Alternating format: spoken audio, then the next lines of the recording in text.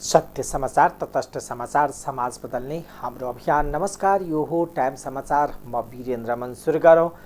710 जनामा corona संक्रमणको पुष्टि सम्बन्धी प्रसङ्गबाट बिहिबार पछिल्लो 24 घण्टामा देशभर 710 जनामा कोरोना संक्रमित भेटिएका छन्। स्वास्थ्य तथा जनसङ्ख्या मन्त्रालयको विवरण अनुसार यस अवधिमा गरिएको 5025 जनाको परीक्षणमा 710 जनामा संक्रमणको पुष्टि भएको हो। 2 जना संक्रमितको मृत्यु भएको छ भने 215 जना संक्रमण मुक्त भएका छन्। हाल देशभर 4336 जना सक्रिय संक्रमित रहेका छन्, जसमा काठमाडौँमा 2279 जना, ललितपुरमा 439 र भक्तपुरमा 68 जना रहेका छन्। देशभर हाल 33 जना संक्रमित आइसियु र 3 जना संक्रमितको भेन्टिलेटरमा उपचार भइरहेको छ भने 156 जना संस्थागत आइसोलेसनमा तथा 4080 जना होम आइसोलेसनमा रहेका छन्। 24 घण्टामा 59,471 जनाले कोरोना भाइरस विरुद्धको खोप लगाएको स्वास्थ्य मन्त्रालयले जनाएको छ। मध्य प्रदेशमा रहेका होटलहरूलाई अब पर्यटन शुल्क बापत 5,000 देखि 40,000 सम्म तिर्नुपर्ने भएको छ। मध्य प्रदेश सरकारले अब होटल र साहसिक खेलमा पर्यटन शुल्क तोकेको छ। चालु आर्थिक वर्षका लागि प्रदेश सरकारले ल्याएको बजेटले होटल र साहसिक खेल पर्यटन शुल्क तोक्ने घोषणा गरेको छ। सोही अनुसार आर्थिक ऐनले पर्यटन शुल्कको दर तोकेको छ। तोकिएको दर अनुसार अब साधारण प्रकृतिका होटलले वार्षिक 5,000 रुपैयाँ शुल्क प्रदेश सरकारलाई तिर्नुपर्छ। त्यस्तै पर्यटक स्तरीय साधारण होटलले वार्षिक 10,000 र पर्यटक स्तरीय डिलक्स होटलले भने 40,000 रुपैयाँ वार्षिक पर्यटन शुल्क तिर्नुपर्नेछ। केन्द्र सरकारले तोकेका अन्य करभन्दा छुट्टै प्रदेश सरकारले तोकेको शुल्क हो। Dance bar, motel, coffee shop, sound, jacuzzi, gym club, swimming pool, health club, beauty parlour र नाइट क्लब सञ्चालन गर्नेहरूले समेत अब पर्यटन शुल्क प्रदेश सरकारलाई बुझाउनु पर्नेछ।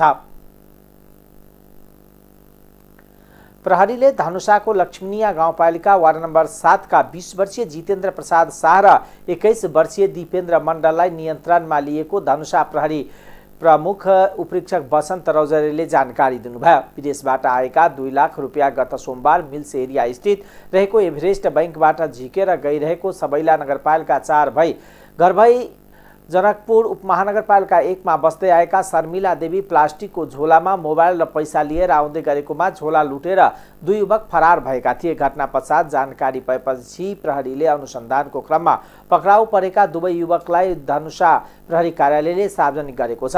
जितेन्द्रको साथबाट लुटिएको मोबाइल र 54,000 र दिपेन्द्रको साथबाट 68,000 रुपैयाँ बरामद गरिएको छ। मध्य प्रदेशमा 1 वर्षको अवधिमा लागु औषध कारोबारमा संलग्न रहेको आरोपमा 1,285 जनालाई प्रहरीले पक्राउ गरेका छन्। गत आर्थिक वर्षमा लागु औषध कारोबारमा संलग्न रहेको आरोपमा 1,260 पुरुष र 25 महिला गरी कुल 1,285 जनालाई पक्राउ गरिएको मध्य प्रदेश प्रहरी कार्यालय जनकपुरले जनाएको छ। लागु औषधतर्फ प्रहरीले 4,035 किलो 860 ग्राम गाँजा, 164 ग्राम ब्राउन सुगर, 51 किलो 5 ग्राम 980 मिलियन ग्राम चौरेस र 98 ग्राम 1 ग्राम 1,635 मिलीग्राम हिरोइन र 213 लिटर डाइलेक्स डीसी, 70,124 पीस लागु औषध ट्याब्लेट र 39,067 पीस लागु औषध इन्जेक्सन बरामद गरेको तथ्याङ्कमा उल्लेख छ। संयुक्त राज्य अमेरिकाका सहायक विदेश मन्त्री डोनाल्ड लू नेपाल आइपुग्नु भएको छ। बिहिबार अपराह्न अमेरिकी विदेश मन्त्री लू काठमाडौँ आइपुग्नु भएको हो। त्रिभुवन अन्तर्राष्ट्रिय विमानस्थलमा उहाँलाई नेपाल स्थित अमेरिकी राजदूतावासका उच्च अधिकारीले स्वागत गर्नुभएको छ।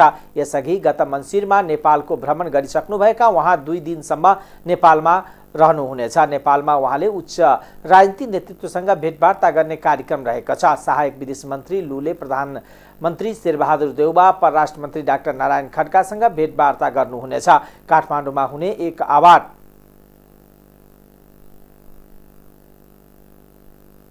वितरण कार्यक्रममा समेत सहभागी हुने बताइएको छ। प्रधानमन्त्री शेरबहादुर देउवाले वीर अस्पतालले स्थापना कालदेखि हालसम्म मुलुकमा स्वास्थ्य उपचारको क्षेत्रमा पुर्याएको योगदान अतुलनीय रहेको बताउनु भएको छ। वीर अस्पतालको 133औं वार्षिकोत्सवका अवसरमा आयोजित समारोहलाई सम्बोधन गर्दै उहाँले आम सर्वसाधारणलाई गुणस्तरीय आधुनिक स्वास्थ्य उपचार सेवा प्रदान गरी यस अस्पतालले आम जनताको विश्वास जित्न सके उल्लेख गर्नुभयो। प्रधानमन्त्री देउवाले चिकित्सा उपचारको क्षेत्रमा आम सर्वसाधारणको भरोसाको केन्द्रबिन्दुको रूपमा रहेको यस अस्पतालको स्तर उन्नतिका लागि सरकार प्रतिबद्ध रहेको बताउनुभयो। विक्रम सम्वत 2072 को गोर्खा भूकम्प होस् वा कोभिड-19 जस्तो महामारीको कठिन परिस्थितिमा यस अस्पतालका स्वास्थ्यकर्मी, चिकित्सक लगायत अन्य जनशक्तिले बिरामीको स्वास्थ्य उपचारका लागि गर्नुभएको अमूल्य सेवा र सहयोगका लागि उहाँले धन्यवाद व्यक्त गर्नुभयो। प्रधानमन्त्री देउवाले अस्पतालले राष्ट्रिय तथा अन्तर्राष्ट्रिय जगतमा नै एउटा छुट्टै पहिचान बनाई बिरामीको सुविधाका लागि 960 शैय्यासम्मको क्षमता अभिवृद्धि गरी अन्तर्राष्ट्रिय स्तरको सेवा प्रदान गर्ने वातावरण सृजना गर्न सकेकोमा बधाई दिनुभयो। आम सर्वसाधारणले प्रयोग गर्ने यस अस्पतालमा आइसियु, सघन उपचार कक्ष र भेन्टिलेटर लगायतका चिकित्सा उपकरण आवश्यक संख्यामा व्यवस्था गर्न पर्याप्त बजेट छुट्याउन उहाँले सम्बन्धित निकायलाई निर्देशन दिनुभयो। साथै उहाँले अस्पतालमा पर्याप्त जनशक्तिको व्यवस्था गर्न र कार्यरत जनशक्तिको मनोबल उच्च राख्न सहयोग पुर्याउने कार्यक्रम कार्यान्वयनमा ल्याउन चिकित्सा विज्ञान राष्ट्रिय प्रतिष्ठानका पदाधिकारीलाई आग्रह गर्नुभयो।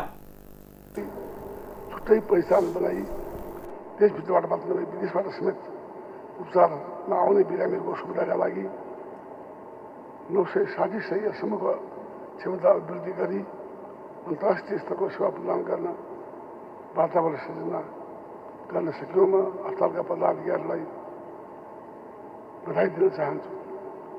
भक्तहरूको दुवाकोटमा बनाउने भनिएको अस्पतालको निर्माण हालसम्म सुरु हुन नसकेको कुरा मेरो ध्यान आकर्षण भएको छ।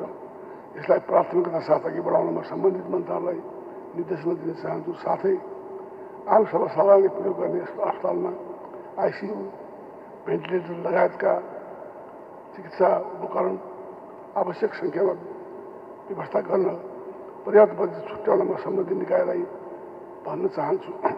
साथै अस्पतालमा पर्याप्त जनशक्तिको व्यवस्था गर्न र कार्यरत जनशक्तिको मनोबल उच्च राख्न सहयोग पुर्याउने कार्यक्रमहरू कार्यान्वयनमा ल्याउनमा चिकित्सा विज्ञान राष्ट्रिय प्रतिष्ठानका पदाधिकारीलाई हार्दिक अनुरोध पनि गर्दछु। नेपालको संविधानले स्वास्थ्यको हकलाई मौलिक हक अन्तर्गत समावेश गरी प्रत्येक नागरिकलाई आधारभूत स्वास्थ्य सेवा सुनिश्चित गरेको छ। तसर्थ नेपाल सरकार सर्वसाधारण नागरिकलाई आधारभूत स्वास्थ्य सेवा सर्वसुलभ ढङ्गले उपलब्ध गराउन कटिबद्ध छ। सर्वसुलभ बनाई सबैको पहुँच मिलाउन हामी सबै मिलेर कार्य गर्न आवश्यक छ।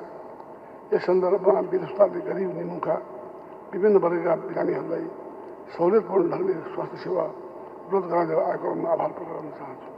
सेवा प्रविधिहरू थप गरी आफ्नो सेवालाई नागरिकको आवश्यकता अनुसार विस्तार गर्दै लागेकोमा मलाई खुसी लागेको छ। प्रधानमन्त्री देउवाले भविष्यमा विश्वको प्रमुख स्वास्थ्य समस्या भनेको सर्ने भन्दा पनि नसर्ने रोग हुन्छ भनेर विश्व स्वास्थ्य संगठनले पूर्वानुमान गरेको सन्दर्भमा हामीले नसर्ने रोगका बिरामीको स्वास्थ्य उपचारका लागि क्षमता विकास गर्दै जानुपर्ने आवश्यकता औल्याउनुभयो। यस सन्दर्भमा स्वास्थ्य क्षेत्रमा विभिन्न उपयोगी कार्यक्रमलाई प्रभावकारी रूपमा लागू गरेर देशमा स्वास्थ्य नागरिकको संख्या वृद्धि गर्न र उपचार खर्च घटाउन ध्यान दिन जरुरी रहेको उहाँको भनाइ थियो। प्रतिनिधि सभाका सभामुख अग्निप्रसाद सापकोटाले आगामी प्रतिनिधि सभा र प्रदेश सभा निर्वाचनमा प्रत्यक्षतर्फ महिलाहरूको सहभागिता बढाउन सबै राजनीतिक दलहरूलाई आग्रह गर्नुभएको छ। शासन व्यवस्था र लोकतन्त्रलाई बलियो बनाउन तथा मुलुकको बहुआमी विकासका लागि पनि दलहरूले आगामी प्रतिनिधि सभा र प्रदेश सभाको प्रत्यक्षतर्फको निर्वाचनमा महिलाहरूको बढीभन्दा बढी सहभागिता गराउनुपर्ने सभामुख सापकोटाको तर्क छ। बिहिबार काठमाडौँमा आयोजित निर्वाचन प्रणाली र महिला प्रतिनिधित्व विषयक अन्तर्क्रिया कार्यक्रममा बोल्दै उहाँले अहिले मतदाताहरूमा दलगत मतदान गर्ने अरुचि देखा परेको उल्लेख गर्दै त्यसलाई हटाउन पनि राजनीतिक दलहरूले आगामी निर्वाचनमा प्रत्यक्षतर्फ निर्वाचन प्रणालीतर्फ महिलाहरूको अधिक प्रतिनिधित्व गराउन कुरामा जोड दिनुपर्ने बताउनुभयो। सभामुख सापकोटाले आगामी प्रतिनिधि सभा र प्रदेश सभाको निर्वाचनमा प्रत्यक्षतर्फ महिलाहरूको सहभागिता बढाउन महिला सांसदहरूले आफ्नो दलमा सामूहिक पहलकदमी लिनुपर्ने आवश्यकता उल्याउनुभयो।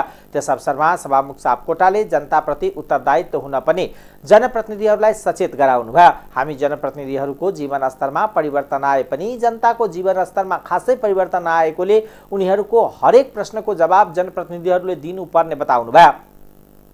हामीले हाम्रो दृष्टिकोण बदल्नुपर्छ।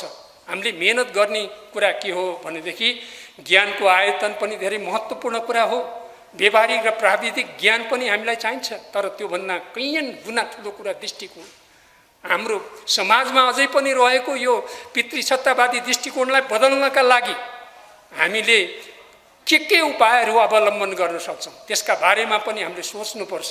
एक प्रकारले चाहिँ कानुनमा संविधानमा बाध्यात्मक स्थिति भएको हुनाले त्यो बाध्यात्मक स्थितिबाट मात्रै चाहिँ त्यहाँ सहभागी गराउने प्रतिनिधित्व गर्ने कुराको अन्त गरेर के गर्नुपर्छ त भन्दाखेरि अन्तिममा अहिले महिलाहरूको पहल कदमी बढाउनका लागि यहाँ प्रसङ्ग उठेको छ। प्रत्यक्ष निर्वाचनमा महिलाहरूलाई चाहिँ बढीभन्दा बढी टिकट दिने, बढीभन्दा बढी चाहिँ महिलाहरूको प्रतिनिधित्व गराउन जोड गर्ने, यो राष्ट्रका लागि, लोकतन्त्रका लागि र यो बहुआयामिक विकासका लागि महत्त्वपूर्ण कुरा छ। त्यसको लागि पार्टीले नै गर्नुपर्छ। पहिलो कुरा व्यक्ति होइन, पहिलो कुरा महिला नेता होइन, पहिलो कुरा महिला व्यक्तिको कुरा होइन, पहिलो कुरा पार्टीले नै चाहिँ जोडबल गर्नुपर्छ। दलगत मतदानमा चाहिँ अहिले अरुचि देखा परेको छ नि, यी समस्या हुन्। हाम्रो लोकतन्त्रका लागि, हाम्रो व्यवस्थाका लागि समस्या हुन्। यो समस्यालाई दूर गर्नका लागि धेरै कुराहरू छन्, तर सबभन्दा महत्त्वपूर्ण कुरा चाहिँ आदि आकाश ढाकेको महिलाहरूलाई सहभागितामा त्यो समानुपातिकमा मात्रै होइन, प्रत्यक्ष निर्वाचनमा पनि सहभागी गऱ्यौँ भने अनि मात्रै चाहिँ हाम्रो चाहिँ व्यवस्था बलियो हुँदै जान्छ, हाम्रो लोकतन्त्र बलियो हुँदै जान्छ। लोकतन्त्र भन्नुको अर्थ त्यो कुनै प्रवचनको विषय होइन, कुनै भाषण गर्ने विषय होइन, त्यो त जीवन व्यवहारमा लागू गर्ने कुरा हो, त्यो जीवनधारा हो। र लोकतन्त्र भनेको चाहिँ वास्तवमा संसद लोकतन्त्रको आत्मा हो। हामी अहिले संसदमा प्रतिनिधित्व गर्दैछौँ, त्यस कारणले हामीले उपलब्धिहरू हासिल गरेका छौँ। त्यो उपलब्धिहरूप्रति चाहिँ हामीले गर्व गर्दै हामीले थप उपलब्धिका लागि अगाडि बढ्नुपर्छ। कार्यक्रममा बोल्दै प्रतिनिधि सभाकी उपसभामुख पुष्पा भुसालले आगामी प्रतिनिधि सभा र प्रदेश सभा निर्वाचनमा प्रत्यक्षतर्फ महिलाहरूको सहभागिता अधिक गराउन राजनीतिक दलहरूको गम्भीर ध्यानकर्षण गराउनुभयो। रहेको छ।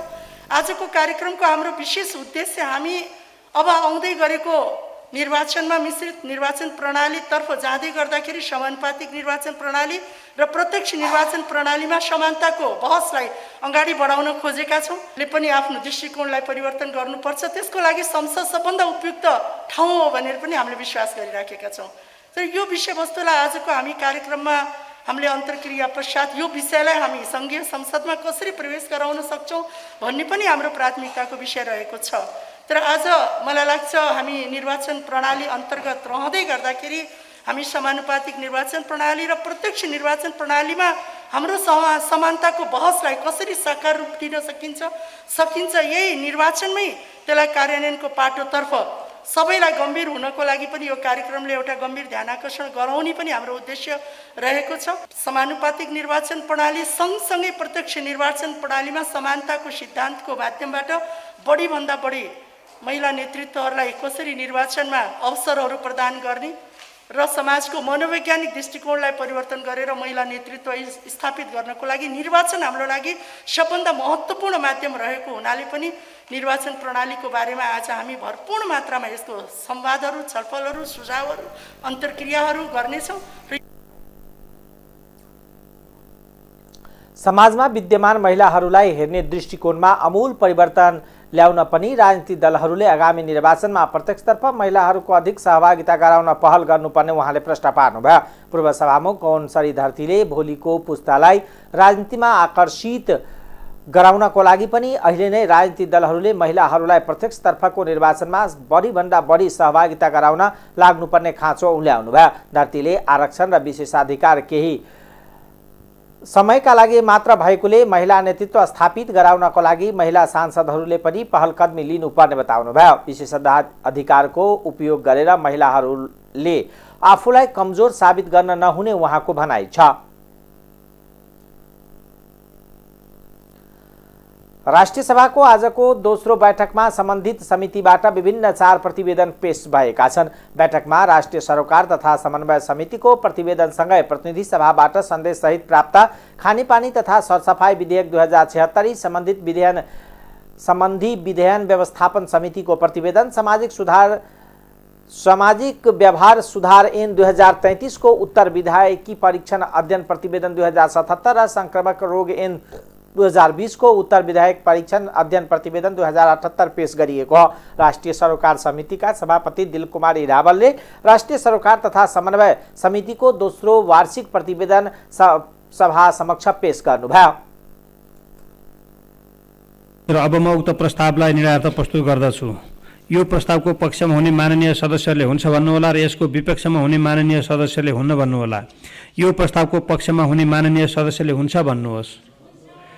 यो प्रस्तावको विपक्षमा हुने माननीय सदस्यले हुन्न भन्नुहोस्। हुन्न भन्ने आवाज सुनेन, तसर्थ शपथ सम्बन्धी विधेयक 2079 लाई पारित गरियोस् भन्ने प्रस्ताव सर्वसम्मतिले पारित भएको घोषणा गर्दछु। प्रणाली विकास गरी संलग्न कर्मचारीलाई प्रोत्साहन गर्ने कार्य आयोजनामा कार्यरत जनशक्तिको कार्य सम्पादनको मूल्याङ्कन गर्दा आयोजनाको प्रगतिको आधार मान्ने व्यवस्था मिलाउने र दण्ड र पुरस्कारमा कडाइका साथ लागू गर्ने, समन्वय अनुगमन तथा मूल्याङ्कनलाई प्रभावकारी बनाउने सम्बन्धमा आयोजनाको अनुगमन तथा मूल्याङ्कनलाई समयमै कार्य प्रगतिको स्थिति थाहा पाउने, समस्याहरूको पहिचान तथा समाधान गर्ने, तथ्य सूचनाको आधारमा निर्णय प्रक्रियालाई संस्थागत गरी औजारको रूपमा प्रयोग गर्नुपर्दछ। आयोजनाका तहमा आयोजना प्रमुखले नै आयोजनाको समग्र गतिविधि र हरेक ठेक्काको नियमित अनुगमन गर्ने, समस्याको समाधान गरी कार्ययोजना अनुरूप कार्यान्वयन हुने व्यवस्था मिलाउने, केन्द्रीय स्तरबाट प्रधानमन्त्री तथा मन्त्री परिषदको कार्यालय, राष्ट्रिय योजना आयोग, विभागीय मन्त्रीहरूलाई गरिने अनुगमन संयुक्त टोलीबाट गराउने र सोका आधारमा आवश्यक अनुसार समन्वय र समस्याको समाधान गर्ने, केन्द्रमा राष्ट्रिय विकास समस्या समाधान समिति र प्रदेशमा समेत मुख्यमन्त्रीको संयोजकत्वमा यी आयोजना कार्यान्वयनको प्रगतिको समीक्षा, समस्याको समाधान तथा सहजीकरण हुने वातावरण बनाउने, नियमनकारी निकायहरूको बीच सहकार्य र समन्वयको निगरानी हुनुपर्ने, आयोजनाको सुरुवातदेखि नै सम्भाव्य जोखिम र पूर्वानुमान विश्लेषण तथा व्यवस्थापन गर्ने, जोखिम व्यवस्थापन पद्धतिको विकास तथा कार्यान्वयन गर्ने, मूल्याङ्कनमा स्पष्ट सूचकहरू तयार पारी प्रविधिमा आधारित अनुगमन तथा पृष्ठपोषकको व्यवस्था गर्ने, बजेट खर्च र वित्तीय जवाफदेहिता सम्बन्धमा जारी विभिन्न निर्देशिकाहरूको पूर्ण पालन गर्ने। बैठकमा विधायन व्यवस्थापन समितिका ज्येष्ठ सदस्य नारायण दत्त मिश्रले प्रतिनिधि सभाबाट सन्देशसहित प्राप्त खानेपानी तथा सरसफाई विधेयक 2076 सम्बन्धित विधायन व्यवस्थापन समितिको प्रतिवेदन, सामाजिक व्यवहार सुधार ऐन 2033 को उत्तर विधायकी परीक्षण अध्ययन प्रतिवेदन 2077, संक्रामक रोग ऐन 2020 को उत्तर विधायकी परीक्षण अध्ययन प्रतिवेदन 2078 सभा समक्ष पेश गर्नुभएको थियो। नेपाल नागरिकता पहिलो संशोधन विधेयक 2079 राष्ट्रिय सभाबाट बहुमतले पारित भएको छ। बिहिबार बसेको राष्ट्रिय सभाको बैठकमा प्रतिनिधि सभाबाट पारित भएर सन्देशसहित प्राप्त भएको नेपाल नागरिकता पहिलो संशोधन विधेयक 2079 पारित गरियोस् भनी गृहमन्त्री बालकृष्ण खानले प्रस्ताव प्रस्तुत गरेका थिए। गृहमन्त्री खानले नागरिकता समस्यालाई समाधान गर्नका लागि सरकारले विधेयक ल्याएको बताउँदै विधेयक पारित भएको खण्डमा कुनै पनि गैर नेपालीले नागरिकता नपाउने बताउनुभयो। उहाँले नागरिकताको सवालमा सरकार गम्भीर रहेको बताउनुभयो। खानले सरकार कुनै पनि नेपाली नागरिक नागरिकताबाट वञ्चित नहोस् र गैर नेपालीले नागरिकता नपाउन् भन्ने तर्फ सरकार सचेत रहेको बताउनुभयो।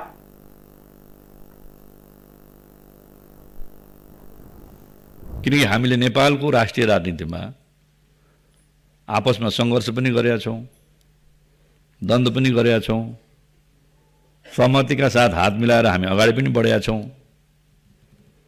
46 सालको जनआन्दोलन हेऱ्यौँ भने पनि प्रजातान्त्रिक शक्ति र वाम शक्तिको बीचमा हातेमालो गरेरै हामीले 46 सालको आन्दोलन गरेको हो। पछि शान्ति प्रक्रिया पनि द्वन्द्वरत पक्ष, युद्धरत पक्ष र 7 दलको बीचमा सहमति भएर हामी अगाडि बढेर संविधान सभालाई सिद्धान्त स्वीकार गरेको हो। पुरानो 2047 सालको संविधान त्यसलाई खारेज गरेर अन्तरिम संविधान हामीले जारी गरेको हो। त्यहाँ नेपालमा सहमति भएन कि जस्तो पनि हुन्छ, तर बिस्तारै सहमति जुट्छ र यस विषयमा पनि सहमति जुट्छ भन्ने नै हामीलाई विश्वास छ। सहमति जुटेरै हामीले यसलाई आउने दिनमा यसलाई संशोधन गर्न सकिएला, यसको सुप्रबन्ध गर्न सकिएला भन्ने नै हाम्रो विश्वास हो। म त्यही विश्वास मान्यजीहरूलाई व्यक्त गर्न चाहन्छु। अब यसमा सहमति मानौँ जुटेन, विधेयक पनि जारी भएन, विधेयक पनि ऐन बनेन, जसका बारेमा हामी चर्चा गरिरहेका छौँ। उहाँहरूले चाहिँ नि पाइरहने भयो 63 को ऐनको व्यवस्थाले। अनि जुन नेपाली नागरिक आमा बाबुका छोरा हुन्, छोराछोरी हुन्, जसको सङ्ख्या चाहिँ नि अहिले 6 लाख भन्दा बढी ठुलो भइसक्यो, उनीहरूलाई नागरिकता प्राप्त नभएर जीवन कठिन भइसकेको छ, असहज भइसकेको छ, उनीहरूलाई नागरिकता दिन सकिएन। त्यसले अहिले हाम्रो सबैको सहमति के हो भने जसलाई नागरिकताको सबैभन्दा बढी आवश्यकता छ, दरकार छ, नागरिकता नभएको कारणले जसले विश्वविद्यालयमा पढ्न पाएन, जसले नोकरीका लागि लोकसेवामा दरखास्त दिन पाएन, जसले पासपोर्ट बनाउन पाएन, जसले ब्याङ्कमा खाता खोल्न पाएन, जसले दूरसञ्चारमा मोबाइलको सिम कार्ड किन्न पाएन, जसले आफ्नो उद्योग क्षमता हुँदाहुँदै पनि आफ्नो नाममा उद्योग धन्दा व्यवसाय गर्न पाएन, ती नेपालीहरूलाई एउटा सहमति गरेर नागरिकता दिउँ भन्ने नै सरकारको सदाशयता हो। विधेयकमाथि प्रमुख प्रतिपक्षी दल एमाले विपक्षमा रह्यो भने सत्ता गठबन्धन दलले समर्थन गरेका थिए। राष्ट्रिय सभाबाट पारित भएको नागरिकता सम्बन्धी विधेयक अब प्रमाणीकरणका लागि राष्ट्रपतिको हातमा पुग्नेछ। महिला बालबालिका तथा ज्येष्ठ नागरिक मन्त्री उमा रेग्मीले ज्येष्ठ नागरिक प्रति परिवार र स्थानीय सरकारलाई उत्तरदायित्व बनाइएको बताउनु भएको छ। राष्ट्रिय सभाको बैठकमा ज्येष्ठ नागरिक सम्बन्धी पहिलो संशोधन विधेयक 2075 माथि प्रतिनिधि सभाबाट भएको संशोधन उपर विचार गरियोस् भन्ने प्रस्तावमाथिको छलफलमा उठेका प्रश्नको जवाब दिने क्रममा मन्त्री रेग्मीले उक्त व्यवस्थाले ज्येष्ठ नागरिकको अधिकार संरक्षणमा महत्त्वपूर्ण योगदान हुने विश्वास व्यक्त गर्नुभयो।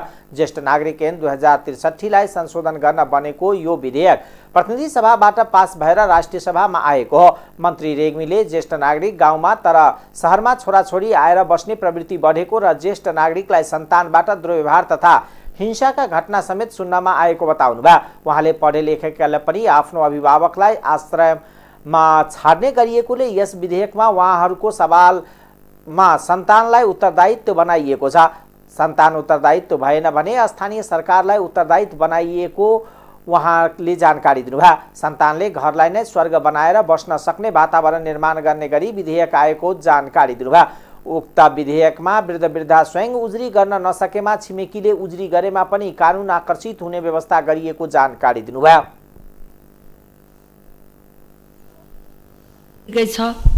र स्वदेशमै भए पनि गाउँमा ज्येष्ठ नागरिकहरू बस्ने, आफ्ना बाबुआमाहरू बस्ने र सहरमा आएर छोराछोरीहरू बस्ने यो प्रवृत्ति चाहिँ नि बढीभन्दा बढी छ।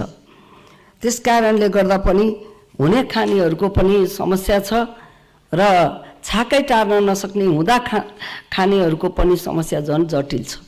ओछ्यान परेका ज्येष्ठ नागरिकहरूलाई कुरेर बस्ने कि दिनभरि देखभाल गर्न जरुरी छ, हेरचाह गर्न जरुरी छ, हेरचाह गरेर बस्ने कि मानव उब्जाएर लिएर आएर फेरि उहाँहरूलाई पनि खुवाउनु पर्यो, त्यो बाध्यता पनि छ। त्यस कारणले गर्दा केही न केही आफ्ना सन्तानहरूबाट पनि ज्येष्ठ नागरिकहरूलाई दुर्व्यवहार भएका, हिंसा भएका, प्रताडित भएका घटनाहरू पनि प्रशस्त मात्रामा सुन्न आइएको छ। कयौँ बुद्धिजीवीहरूले पनि पढे लेखेकाहरूले पनि लगेर चाहिने ज्येष्ठ नागरिकहरूलाई पार्टीको बास अथवा आश्रममा छोड्ने प्रवृत्ति पनि देखिएको छ। त्यस कारणले यो विधेयकमा ल्याइएको विधेयकमा ज्येष्ठ नागरिक एउटा सन्तानको परिभाषा गरिएको छ। अर्को ज्येष्ठ नागरिकहरूका सवालमा आफ्ना सन्तानलाई उत्तरदायी बनाइएको छ। उहाँले ज्येष्ठ नागरिक इजलास गठन गर्न सक्ने व्यवस्था पनि गरेको जानकारी दिँदै कर्तव्य पूरा नगरी अंश समेत खान नपाउने व्यवस्था कानुनमा रहेको जानकारी दिनुभयो। यसअघि छलफलमा भाग लिँदै सांसद तुलसा कुमारी दाहालले ज्येष्ठ नागरिक राष्ट्रको गहना भएको उहाँहरूको सिप ज्ञानको उपयोग गर्नुपर्नेमा जोड दिनुभयो। बैठकमा ज्येष्ठ नागरिक सम्बन्धी पहिलो संशोधन विधेयक 2075 माथि प्रतिनिधि सभाबाट भएको संशोधन उप विचार गरियोस् भन्ने प्रस्ताव सर्वसम्मतले स्वीकृत भएको छ। संसदीय समितिले सञ्चार प्रविधिको पूर्वाधार निर्माण व्यवस्थित गर्ने युटिलिटी कोरिडोर सम्बन्धित विधेयक तत्काल पेश गर्न निर्देशन दिएको छ। बिहिबार प्रतिनिधि सभा अन्तर्गतको विकास तथा प्रविधि समितिको बैठकले यस्तो निर्णय दिएको हो। बिहिबार समितिले नेपाल टेलिकमको सेवा गुणस्तर र ग्रामीण दूरसञ्चार विकास कोष कार्यान्वयनको अवस्थाको बारेमा सञ्चार तथा सूचना प्रविधि मन्त्रीसँग छलफल गरेको थियो। छलफलपछि समिति सभापति कल्याणी कुमारी खड्काले आम नागरिकलाई अपरिहार्य भइसकेको सञ्चार सम्बन्धी सेवाहरू सुरक्षित रूपमा विस्तार गर्ने, खानेपानी, ढल विद्युत र सडक विस्तारका कार्यले सञ्चार प्रविधि सम्बन्धी भूमिगत उपकरणहरूमा क्षति रोक्नका लागि सरकारले तत्काल युटिलिटी करिडोर सम्बन्धित विधेयक तत्काल पेश गर्नुपर्ने बताउनुभयो। उहाँले नेपाल टेलिकमको सेवा विस्तार गर्न, गुणस्तरमा सुधार ल्याउन टेलिकमको BTS टावर पनि सँगसँगै उपयुक्त स्थानमा जडान गर्दै जानुपर्ने जरुरी रहेको बताउनुभयो। सभापति खड्काले सरकारका विभिन्न निकायहरूबाट निर्माण गरिने भवनहरूमा नै BTS टावरहरू जडान गर्न मिल्ने गरी आवश्यक मापदण्ड बनाई कार्यान्वयनमा सहजीकरण गर्ने व्यवस्था मिलाउन सरकारलाई निर्देशन दिनुभयो। नहुँदाखेरि सोलर डाउन भएको हुनाले हाम्रो कति ठाउँहरूमा चाहिँ BTS जाति डाउन हुने समस्या देखेको छ। त्यो हुनुलाई चाहिँ हामीले वैकल्पिक ऊर्जामा आधारित पावर सिस्टम पहुँच गरेर हामीले अलिकति त्यसलाई स्तरोन्नत क्वालिटी अलिकति अपग्रेडेसन गर्दैछौँ र निजी क्षेत्रबाट आवश्यकता अनुसार वैकल्पिक ऊर्जा खरिद गरेर पनि हाम्रो BTSहरूमा पावरलाई चाहिँ अलिकति रिलायबल बनाउनलाई चाहिँ हामीले अलिकति प्रक्रिया चालेका पनि छौँ। त्यस्तै हाम्रो यो सुरक्षाको लागि, हाम्रो क्वालिटी बढाउनको लागि जो हामीले प्रदान गर्ने सेवाहरूको सुरक्षाको लागि पनि हामीले सेक्युरिटी अडिट टाइम टाइममा हामीले होल प्रणालीको सेक्युरिटी अडिट पनि हामीले गर्ने कार्यक्रममा राखेका छौँ र त्यो कार्यान्वयनको चरणमा रहेको छ।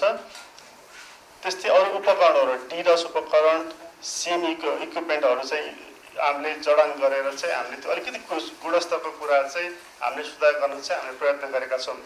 माननीय सभापतिज्यू, यसमा हामीले समस्या भएको कुरा अलिकति म निवेदन गर्न अनुमति चाहन्छु। सबभन्दा पहिलो चाहिँ हामीले जुन खानेपानी, विद्युत, सडक लगायतको संरचना निर्माण एवं मर्मत गर्दा समयमा जानकारी प्राप्त नभएको हुनाले पनि हामी कति कुराहरू हाम्रो भौतिक क्षेत्रमा पूर्वाधार क्षति भएको अवस्था रहेको छ। हामीले पहिले इन्फर्म नगरिकन चाहिँ त्यो खनिज बाटो त्यसपछि लिएर हाम्रो लाइन ब्रेकडाउन हुन्छ हजुर। अनि त्यसलाई चाहिँ हामीले पुनः जोड्नको लागि हाम्रो समस्या भएको एउटा कुरा समस्या देखिएको छ। अनि अर्को कुरा हाम्रो जुन BTS जुन हाम्रो दूर दराजको ठाउँमा हामीले BTS राख्नको लागि त हामीले वन, राष्ट्रिय वनको अथवा राष्ट्रिय निकुञ्जको जग्गा प्रयोग गर्नुपर्ने छ र त्यसमा त्यो जग्गा प्रयोग गर्नको लागि जुन हुनुपर्ने निर्णय प्रक्रियामा झन्झटिलो र अलिकति लामो प्रोसेस भएको हुनाले समयमा त्यसमा हाम्रो दूरसञ्चार पूर्वाधार हामीले स्थापना गरी हामीले गुणस्तर अभिवृद्धि गर्नको लागि र सेवा विस्तारको लागि अलिकति समस्या भएको कुरा पनि म निवेदन गर्न चाहन्छु। हुनाले पनि कति कुरा हाम्रो प्रोजेक्ट परियोजनाहरू ढिलो भएको हुनाले हाम्रो जुन सेवा विस्तार र गुणस्तर सुधारको लागि चाहिँ अलिकति समस्या भएको म निवेदन गर्न चाहन्छु। अर्को एउटा काठमाडौँ उपत्यकाभित्रको समस्या के छ माननीय सभापतिज्यू भन्दाखेरि हाम्रो घरहरू हाम्रो BTS राख्नलाई पहिला चाहिँ BTS राख्नको लागि अलिकति बढी मेरो घरमा BTS राख्दै हुन्थ्यो, टावर राख्दै हुन्थ्यो भन्ने माग आउनेमा अहिले चाहिँ उल्टो छ। मेरो घरबाट BTS निकाल्दै हुन्छु भन्ने पनि आइरहेको छ। त्यो हाम्रो घर पनि हामीले उपयुक्त ठाउँमा जस्तै यो टावर राख्नलाई ती क्षेत्रमा घर चाहिने छ, त्यो घर अलिकति नपाएको हुनाले पनि हजुर अलिकति हाम्रो सहरी डेन्स ठाउँमा चाहिँ हाम्रो सेवा विस्तारको लागि अलिकति समस्या भएको छ। उहाँले नेपाल दूरसञ्चार विकास कोषबाट सञ्चालित इन्टरनेट सेवा विस्तारका कार्यहरू लक्ष्य तथा अपेक्षा अनुसार नभएको भन्दै इन्टरनेट सेवा गुणस्तरयुक्त बनाई छिटो छरितो रूपमा विस्तार गर्ने चालु आर्थिक वर्षको अस्पष्ट कार्ययोजना 15 दिनभित्र पेश गर्न सञ्चार तथा सूचना प्रविधि मन्त्रालयलाई निर्देशन दिनुभयो। अब आर्थिक समाचार।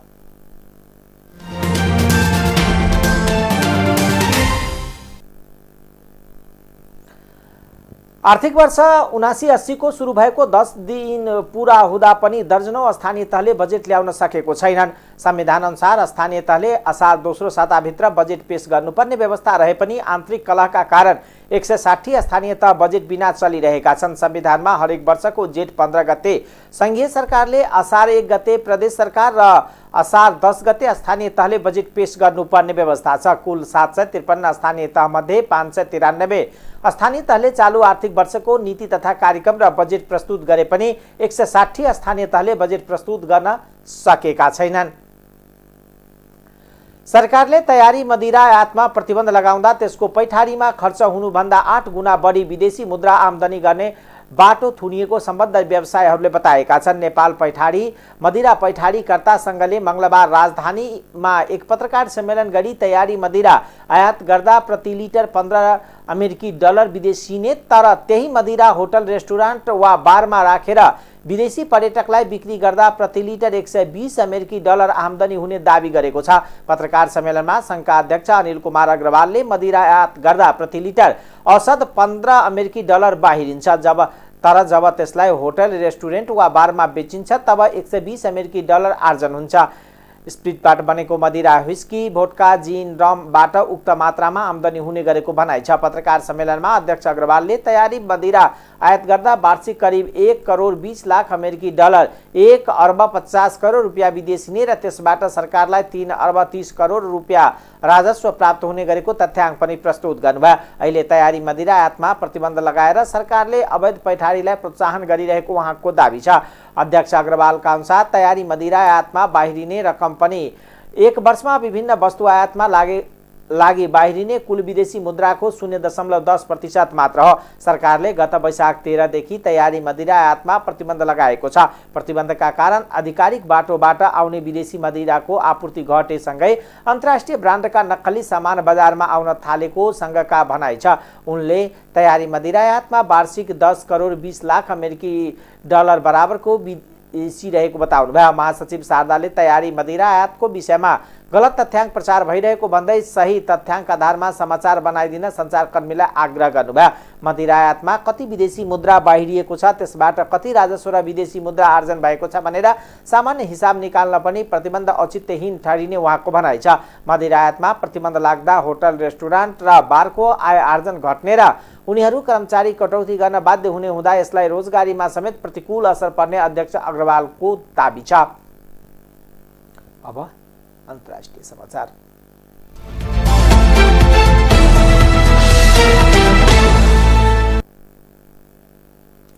कोरोना भाइरसको पहिलो संक्रमित फेला परेको चीनको वुहानमा फेरि लकडाउन गरिएको छ। वुहानको ज्याङस्याङमा 4 जनामा कोभिड देखा परेपछि 3 दिनसम्म उनीहरूलाई आफ्नो घर र कम्पाउन्डमा बस्न आदेश दिएको छ। चीनले कोभिडमा शून्य नीति लागू गर्दै आएको छ। संक्रमण देखिएका ठाउँमा कडा नियम लागू गरिन्छ, जसमा सामूहिक परीक्षण, आइसोलेसन तथा नियमको पालन र लकडाउन समावेश छन्। लगातार जसो भइरहने प्रतिबन्धका कारण जनजीवन प्रभावित बन्दै आएको छ। वुहानको जनसङ्ख्या 1 करोड 20 लाख छ। सन् 2019 डिसेम्बरमा वुहानमा कोरोना भाइरसको पहिलो संक्रमित फेला परेका थिए। अहिले विश्वभर झन्डै 58 करोड नागरिक संक्रमित भएका छन्। तीमध्ये 54 करोड 86 लाख निको भएका छन्। 64 लाख 10 हजार भन्दा धेरै मानिसले संक्रमणका कारण ज्यान गुमाएका छन्। यसैबीच भारतमा पछिल्लो 24 घण्टामा 18,000 भन्दा धेरैमा संक्रमणको पुष्टि भएको छ। दक्षिण कोरियामा पनि 1 लाख भन्दा धेरैमा संक्रमणको पुष्टि भएको छ। मलेसियामा पनि कोरोनाका बिरामी बढेका छन्। मलेसियाको पछिल्लो विवरण अनुसार विभिन्न भागमा गरी 4,700 नयाँ बिरामी थपिएका छन्। इराकको राजधानी बगदादमा उच्च सुरक्षा क्षेत्र तोडेर प्रदर्शनकारीहरूले संसद भवन प्रवेश गरेका छन्। धर्मगुरु मुक्तादा अल सदरको समर्थकले प्रधानमन्त्रीमा विपक्षी उम्मेदवारको विरोधमा प्रदर्शन गरिरहेका छन्। गएको अक्टोबरमा भएको चुनावमा सदरको पार्टीले सबैभन्दा धेरै सिट जिते पनि सरकार बनाउन सकेका छैनन्। संसद भवन प्रवेश गरेका प्रदर्शनकारीलाई प्रहरीले अश्रु ग्यास र पानीको फोहरा प्रयोग गरेर रोक्ने प्रयास गरेको बीबीसीले जनाएको छ। प्रदर्शनकारी प्रवेश गरेको समयमा संसद भवनमा कुनै पनि सांसदहरू उपस्थित थिएनन्। इराकका प्रधानमन्त्री मुस्तफा अल खादिमीले प्रदर्शनकारीलाई संसद भवन छोड्न आग्रह गर्नुभएको छ। भवनभित्र छिरेका प्रदर्शनकारीहरू नाचगान गर्दै टेबुलमा नै सुतेका थिए। त्यहाँ देशका विभिन्न राजनीतिक समूह बीचको विवादका कारण नयाँ सरकार गठन हुन सकेको छैन। युक्रेनले रुसी कब्जामा रहेका खेर्सन क्षेत्रलाई आफ्नो नियन्त्रणमा ल्याउने अभियान सुरु गरेको जनाएको छ। रुसले युक्रेनमा आक्रमण थालेर नियन्त्रणमा लिएको पहिलो क्षेत्र खेर्सनलाई पुनः आफ्नो नियन्त्रणमा लिन युक्रेनले पुलमा आक्रमण गरेको बीबीसीले जनाएको छ। निप्रो नदीको पश्चिम क्षेत्रमा रहेको रणनीतिक सहर खेर्सनमा पुग्न पुललाई नै युक्रेनी सेनाले अमेरिकाले दिएको हिमर्स रकेट प्रहार गरी ध्वस्त बनाएको छ। खेर्सन सहर जोड्ने पुलमा नै क्षति पुगेपछि खेर्सनमा रहेको हजारौं रुसी सैनिकलाई बन्दोबस्तीका समान समस्या पर्ने र रुसले कब्जामा लिएका अरू क्षेत्रसँग सम्बन्ध विच्छेद भएको छ। पुलमा क्षति पुगेसँगै रुसी सेनालाई गाह्रो पर्ने र युक्रेन बलियो अवस्थामा पुग्ने खबरमा उल्लेख छ। गैराती एक भिडियो सन्देश जारी गर्दै युक्रेनी राष्ट्रपति भ्लादिमिर जेलेन्स्कीले पुलमाथिको आक्रमणको प्रशंसा गर्दै रुसले कब्जा गरेको क्षेत्रलाई स्वतन्त्रता प्रदान गर्ने अभियान सुरु भएको बताउनुभयो। रुसले भने खर्सन जोड्ने पुल ध्वस्त हुँदा यसले आफ्नो सेनालाई नभई त्यहाँको स्थानीयवासीलाई असर पार्ने प्रतिक्रिया दिएको छ। खेलकुद समाचार।